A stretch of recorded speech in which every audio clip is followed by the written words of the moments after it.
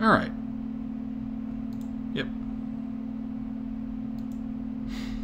Oh, right. Sorry, I actually should go over that. So, using the one-hot vectors as outputs implies there's exactly one category that each sample 100% belongs to, right? So it actually implies two things. It implies that there is a category the sample 100% belongs to, and that it belongs to exactly one of them, right? Can you think of a time... I'm sorry. All right. Can you think of a time when that might not be true?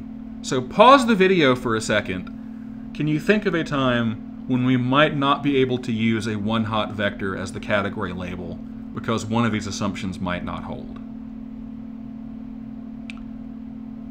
The answer is when each sample might belong to more than one item. So if we're doing image classification, and we have one class for human and one class for dog, and we get an image that is a person and a dog, right? You might potentially want to give that 100% probability of belonging to the human label,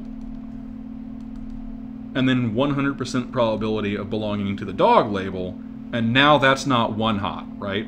Now, being in one category is not exclusive of being in another, and this is a trickier problem, right?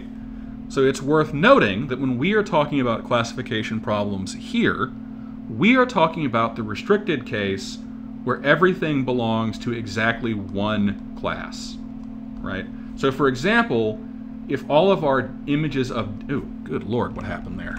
If all of our images of digits are presumed to have exactly one English digit in them, right?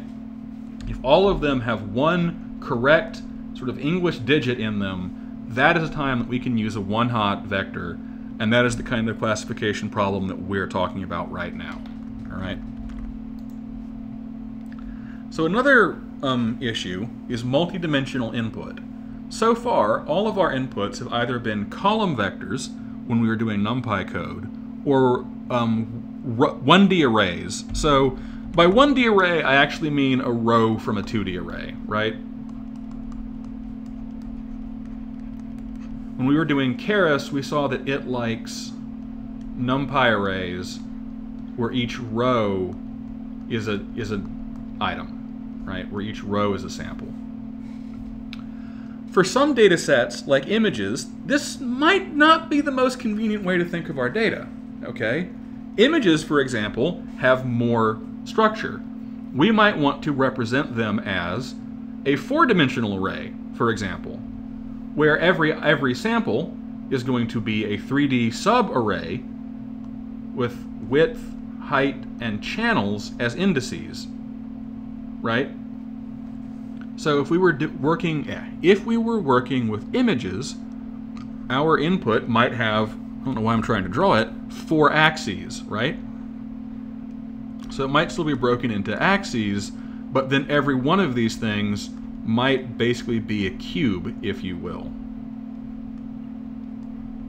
right? Of width, height, channels. Where by channels I mean red, green, blue, right? Red, green, blue, alpha. Each of those is a channel, okay? Similarly, some architectures, like CNNs, where CNN stands for convolutional neural network, may also have some complicated structure inside of them that it will be most convenient if we can think of them as producing multidimensional output. Fortunately, this is actually fairly easy to do. And one of the reasons that it's fairly easy to do is that we can reshape arrays fairly cheaply. And in fact, we might even be able to do it for free, because we might not need to actually copy any data, right? So here's a subtle point. Remember that a 1-dimensional array and a 5-dimensional array, for example, both go in contiguous storage in memory. So I say remember, I actually don't know if y'all know this. At GSU, there's a mandatory class at the sophomore junior level where you would learn this. I don't know if y'all have an analogous thing, right? But C allocated arrays are like this. They are stored contiguously in memory. And whether you view them as a really huge 1D array or a 5-dimensional array is just a matter of how we index them, right? The kind of math that we use to identify every element and associate it to an index or position in the array. This means that if we want to reshape our arrays, we actually can maybe do that for almost free, because we don't need to copy anything, we just need to change how we think of the indexes. The take-home of all of this being, again, in our TensorFlow code, we can reshape almost for free, right? And, as it says in the actual last line of the slide, that we can represent our data in whatever form is most convenient for us at any given moment. So, with all of that being said, let's classify some patterns.